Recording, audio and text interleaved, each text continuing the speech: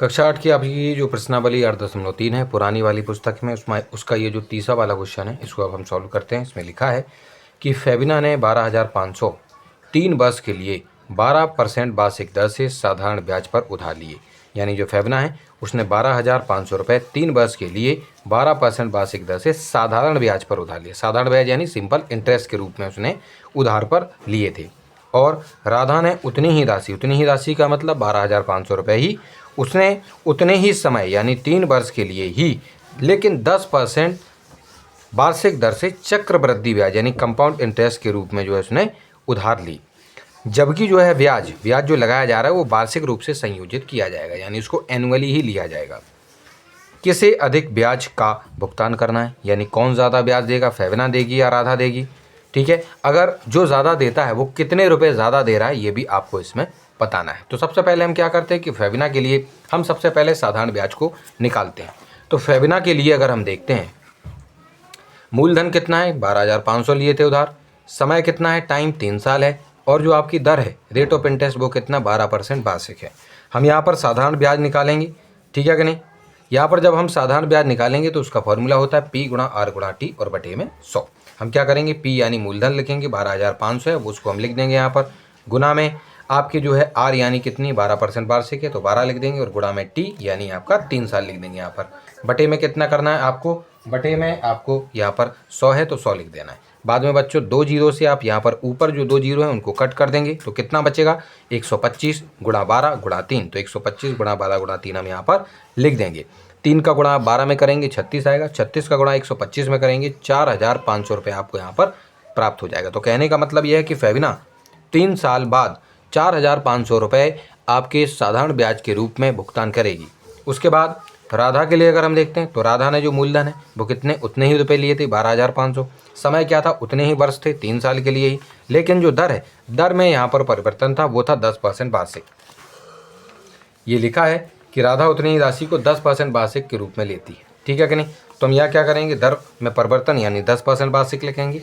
अब इसके लिए क्योंकि इसने चक्रवृद्धि ब्याज के रूप में लिया था तो हमें मिश्रधन सबसे पहले निकालना होगा यानी अमाउंट। उसका फॉर्मूला होता है P ब्रैकेट 1 प्लस R बटे 100, और आपके जो ऊपर टाइम लिखना होता है यानी समय तो उसको हम N से दर्शाते हैं, ठीक है कि नहीं। चलिए P आपका 12,500 था, ब्रैकेट लगाना 1 की जगह 1 लिखेंगे, प्लस की जगह प्लस लिखेंगे, रेट ऑफ इंटरेस्ट 10 था हमने 10 लिखा, बटे में 100 है तो 100 लिख दिया, और उस पर जो पावर है आपकी 3 लिखनी पड़ेगी क्योंकि 3 वर्ष की बात हो रही है। 12,500 को लिखेंगे 1 की जगह 1, 10 से आप 100 को काट देंगे तो 10 1 हम 10, और 100 कटेंगे तो आपके आ जाएंगे यहाँ पर 10 आ जाएंगे, यानी 1/10 इन दोनों को सरल करने पर आएगा, 10/100 को सरल करने पर 1/10 आ जाएगा।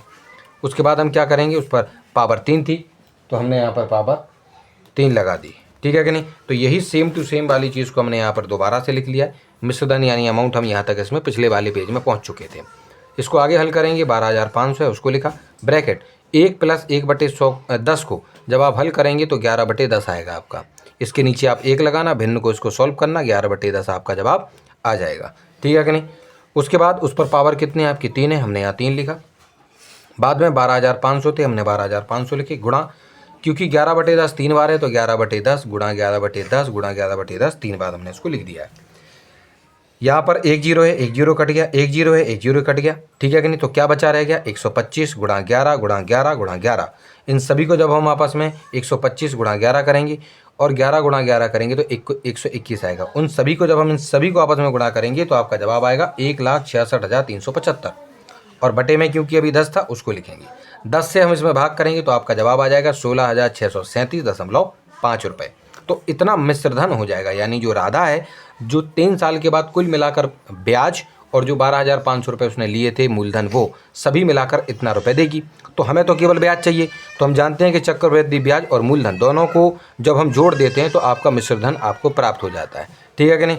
चलो तो चक्रवृद्धि ब्याज की जगह उसको CI बोलते हैं तो वो लिख देंगे, प्लस मूलधन हमारा 12,500 था हमने उसको लिख दिया है, और बराबर में यहाँ पर मिश्रधन राधा जो दे रही थी वो 16,637.5 रुपये था तो उसको यहाँ पर हम लिख देंगे, ठीक है।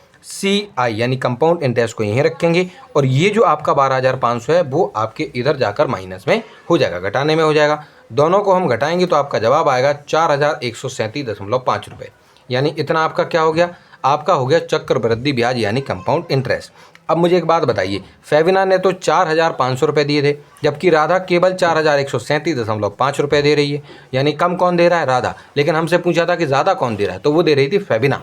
और कितने रुपए वो भी पता करना था। तो फेबिना कितने अधिक रुपए देगी उसको पता करने के लिए जितना फेबिना ब्याज दे रही थी उसमें से राधा जितना ब्याज दे रही है उसको हम कम कर देंगे, तो पता लग जाएगा कि जो फेबिना है वो कितना अधिक ब्याज दे रही है। तो उसका जवाब हो जाएगा 362.5 रुपये। जो फेबिना है वो अधिक ब्याज के तौर पर जो है पैसे दे रही है।